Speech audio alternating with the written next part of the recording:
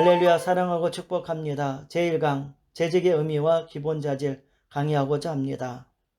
성경 말씀 사도행전 6장 1절로 7절의 말씀입니다. 그때 제자가 더 많아졌는데 헬라파 유대인들이 자기의 과부들이 매일 구제에 빠짐으로 히브리파 사람을 원망하니 열두 사도가 모든 제자를 불러 이르되 우리가 하나님의 말씀을 제쳐놓고 접대를 일삼는 것이 마땅하지 아니하니 형제들아 너희 가운데서 성령과 지혜가 충만하여 칭찬받는 사람 7을 택하라. 우리가 이 일을 그들에게 맡기고 우리는 오로지 기도하는 일과 말씀 사이에 힘쓰리라 하니 온 무리가 이 말을 기뻐하여 믿음과 성령이 충만한 사람 스테반과 또 빌립과 브로고로와 니가노르와 디몬과 바베나와 유대교에 입구했던 안디옥 사람 니골라를 택하여 사도들 앞에 세우니 사도들이 기도하고 그들에게 안수하니라. 하나님의 말씀이 점점 왕성하여 예루살렘에 있는 제자의 수가 더 심히 많아지고 허다한 제사장의 무리도 이 도에 복종하니라. 아멘. 첫 번째 본문은 초대교회가 부흥하면서 발생한 문제와 그 문제를 해결한 사건을 다루고 있습니다. 초대교회에서 발생한 문제의 발단은 무엇입니까? 사도행전 4장 35절에 보면 성령이 충만하여 담대히 말씀을 전하니 믿는 무리가 한마음 한뜻이 되어 모든 물건을 서로 통용하고 자기 재물을 조금이라도 자기 것이라고 하는 이가 하나도 없었습니다. 사람들이 큰 권능으로 주 예수의 부활을 증언하니 큰 무리가 큰 은혜를 받고 그 중에 가난한 사람이 없으니 이는 밭과 집이 있는 자는 팔아 판 것에 값을 가져다가 사도들의 발 앞에 두매 그들이 각 사람의 필요에 따라 나눠 주었습니다. 초대교회가 부흥하고 발전할 때 성령이 충만했고 담대히 말씀을 전하니까 믿는 사람들이 한마음 한뜻이 돼서 서로 십자가의 사랑을 가지고 물건을 서로 통용을 하고 각 사람에게 필요한 것을 나눠주었다는 것입니다. 그런데 사도행전 6장 1절에 갈등이 생기기 시작합니다. 그때 제자가 더 많아졌는데 헬라파 유대인들이 자기의 과부들이 매일 구제에 빠짐으로 히브리파 사람을 원망하니 헬라파 유대인들은 본래 유대인이었으나 그들이 각지에 흩어져 살게 되었습니다. 그리고 이방에서 출생한 이세 그 헬라파 유대인들이 있습니다. 그리고 히브리 사람 둘 다 한 핏줄이었는데도 불구하고 팔레스틴에서 출생한 사람들은 히브리어를 사용하는 유대인들입니다. 그래서 헬라파 유대인들과 그리고 히브리파 사람들에게 서로 갈등이 일어난다는 것입니다. 헬라파 유대인들 자기의 과부들이 매일 구제에 빠지게 됩니다. 편견을 갖게 되고 그리고 히브리파 사람들을 더 구제해주고 그 사람들을 더 위해주게 돼서 이것이 갈등으로 빚어졌다고 말씀드릴 수가 있어요. 두 번째로 이러한 문제들을 사도들이 직접 해결하다 보니 그들도 어려움에 처하게 되었습니다. 그것은 무엇입니까? 2절과 4절에 보면은 열두 사도가 모든 제자를 불러 이르되 우리가 하나님의 말씀을 제쳐놓고 접대를 일삼는 것이 마땅하지 아니하니 형제들아 너희 가운데서 성령과 지혜가 충만하여 칭찬받는 사람 7을 택하라. 우리가 이 일을 그들에게 맡기고 우리는 오로지 기도하는 일과 말씀 사이에 심쓰니. 사도들이 너무나 분주했다는 것입니다. 말씀의 사역, 말씀 전하는데 중점을 했었는데 다른 일에 분주하다 보니까 그래서 많은 일로 인하여 지치게 되었다는 것입니다. 그런데 3절에 보니까 문제를 해결하게 됩니다. 사도들은 이 문제를 해결해서 어떠한 결정을 내리게 됩니까? 형제들아 너희 가운데 성령과 지혜가 충만하여 칭찬받는 사람 7을 택하라. 우리가 이 일을 그들에게 맡기고 지혜롭게 이를 문제를 해결하려고 노력합니다. 세 번째로 그래서 결국 초대교회는 7명의 집사를 택하였습니다. 초대교회에서 집사를 선택한 기준은 무엇입니까? 3절과 5절입니다.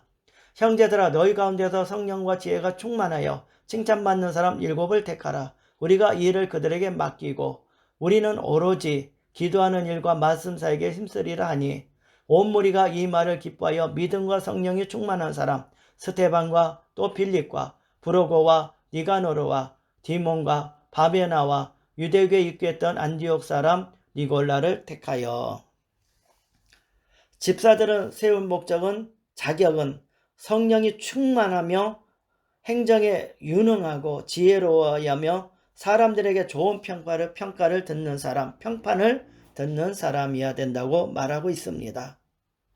네 번째로 그들은 집사로 세울 때 사도들은 어떻게 했습니까? 6절 말씀에 사도들 앞에 세우니 사도들이 기도하고 그들에게 안수하니라. 기도했다는 것은 아무나 사람을 외적으로나 마음에 드는 사람을 그냥 세운 것이 아니라 하나님께 기도하고 하나님 뜻대로 그 하나님 마음에 합한 자를 세우려고 노력했다는 것입니다. 그리고 안수하고 세움을 받았다는 것은 그들에게 능력과 권능이 임하도록 하나님의 사명을 감당할 수 있는 능력이 임하도록 안수했다는 것을 말하고 있습니다.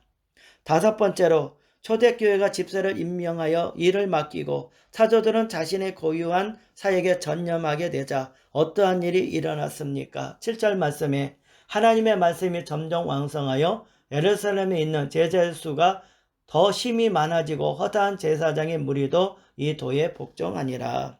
교회가 크게 성장했다는 것입니다. 이것은 큰 이적 중에 하나입니다. 심지어 그리스도를 박해하던 제사장들까지도 예수님의 제자가 되었다는 것이에요. 이것은 당시 교회의 부흥이 얼마나 힘있게 일어난 것을 보여주고 있습니다. 주제 연구입니다. 첫 번째로 재직의 의미가 있어요. 교회마다 재직의 의미와 범위가 조금씩 다릅니다. 목사를 비롯하여 장로, 집사 등 각종 직분자를 총칭할 때 쓰기도 하고 교회 기관에 소속된 사역자나 직원을 이끌을 때 사용하기도 합니다. 여기에서는 일반적으로 직책의 개념보다는 사역의 개념이 강조된 교회 내 평신도 지도자 및 일꾼을 재직으로 정의합니다. 교회에서 재직을 세우기 시작하던 초대교회 때부터입니다. 사도들의 복음 증거에 힘입어 예루살렘 교회의 성도 수가 날마다 늘어나자 예기치 못한 문제들이 하나둘씩 생겨나기 시작했습니다. 그래서 그 중에 특히 가난한 사람들을 구제하는 일에 있어서 시비가 발생했습니다. 기도하고 말씀 전하는 일에 전념할 사도들이 다른 일로 분주하게 된 것입니다. 이런 문제를 해결하기 위해 초대교회는 재직을 뽑아 섬기는 봉사와 사역을 맡기기로 결정합니다. 그리고 성령과 지혜가 충만하여 칭찬받는 성도 중에서 7명을 집사로 선택하여 안수 임명했습니다. 이것이 재직을 기원한 것입니다. 우리는 여기서 재직 임명과 관련된 몇 가지 교훈을 얻게 됩니다. 첫 번째로 재직 임명에는 기준이 있다고 말씀하고 있습니다. 아무나 재직이 되는 것이 아닙니다. 성경에는 성령과 지혜가 충만하여 사람에게 칭찬을 듣는 인꾼이 재직으로 임명되었다는 것입니다. 두 번째로 재직 임명에는 절차가 있습니다. 사도들이 집사를 임명하여 공표하자 온 무리가 이 말을 기뻐하였다고 기록하고 있습니다. 모든 성도가 기쁨으로 참여하고 축하할 때 온전한 재직 임명이 이루어진 것입니다. 세 번째로 재직 임명에는 목적이 있다는 것입니다.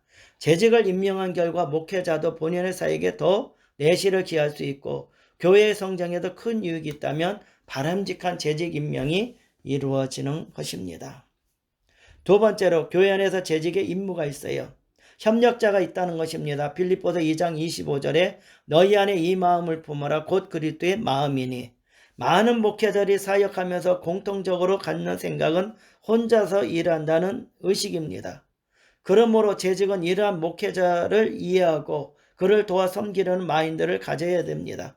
목회의 조력자로 협력자가 되어야 된다고 말씀드릴 수가 있는 것이에요. 그래서 협력자라서 도울 수 있는 거 뒤에서 밀어드리고 같이 옆에서 도와줄 수 있는 사람이 필요한 것입니다. 교제자 빌레몬서 1장 6절입니다.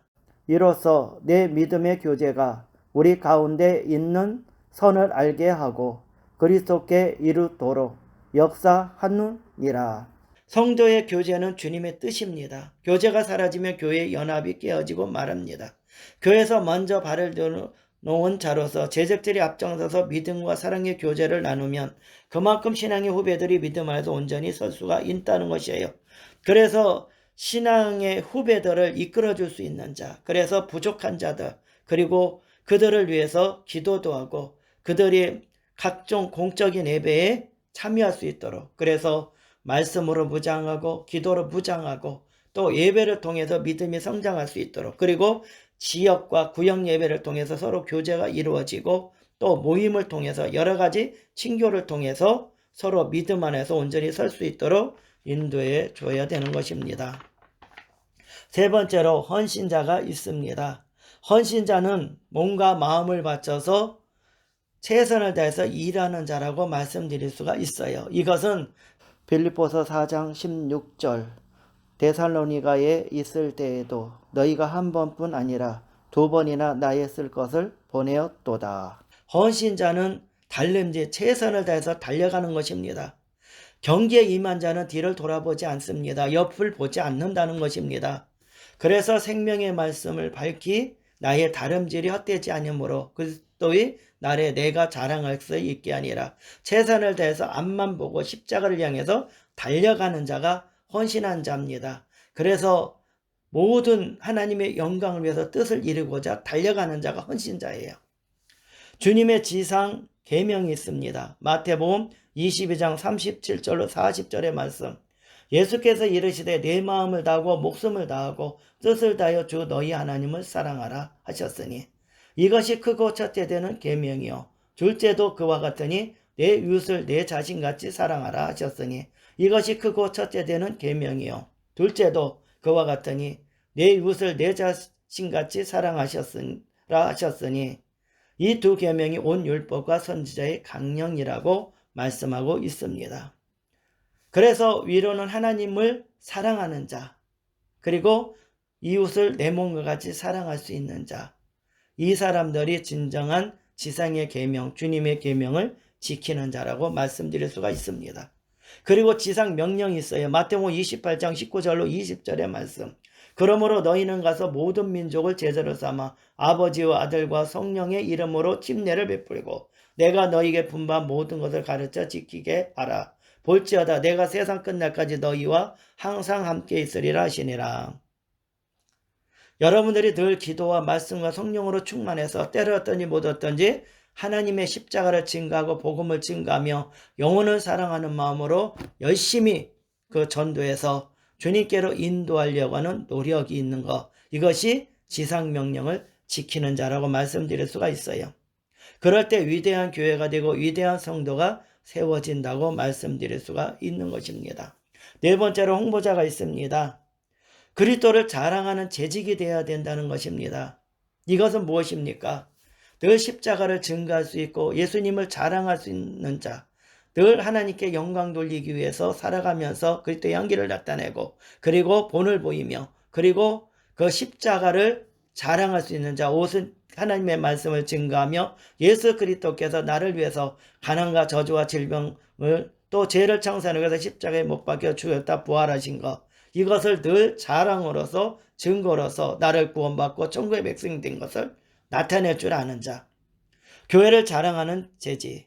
우리 교회는요, 말씀과 성령으로 충만한 교회, 늘 기도와 찬양이 넘치는 교회라고, 그리고 구제와 선교하는 교회, 그래서 사랑이 넘치고 그리고 남을 도와주는 교회, 그리고 섬기고 서로 이끌어주는 교회라고, 이런 것을 자랑할 수 있는 재지, 그리고 목회자를 자랑하는 재지. 우리 교회의 당회장 목사님을 장점을 보고 긍정적으로 말할 수 있고 자랑할 수 있는 재지, 성도를 자랑하는 재지. 이것은 그 성도들을 칭찬해 줄 수 있는 것, 성도들의 장점을 보고, 그리고 성도들, 우리 교회는 서로 용서와 사랑이 넘치는 성도들이 있다고, 그래서 건강한 교회, 그리고 건강하면 교회는 성장한다고 말씀드릴 수가 있습니다. 세 번째로 충성된 재직이 누리는 상급이 있습니다. 아름다운 지위와 그리스도를 안에서 얻게 됩니다. 아름다운 지위를 얻게 됩니다. 그리스도 안에서. 디모데전서 3장 13절에 말씀하고 있습니다. 그리고 그리스도 안에 있는 믿음의 큰 담력을 얻게 된다고 디모데전서 3장 13절에 말씀하고 있어요. 큰 믿음을 얻게 되고 담력을 갖게 되고 하나님의 영광을 위해서 일할 수 있는 능력을 하나님께서 부어주십니다.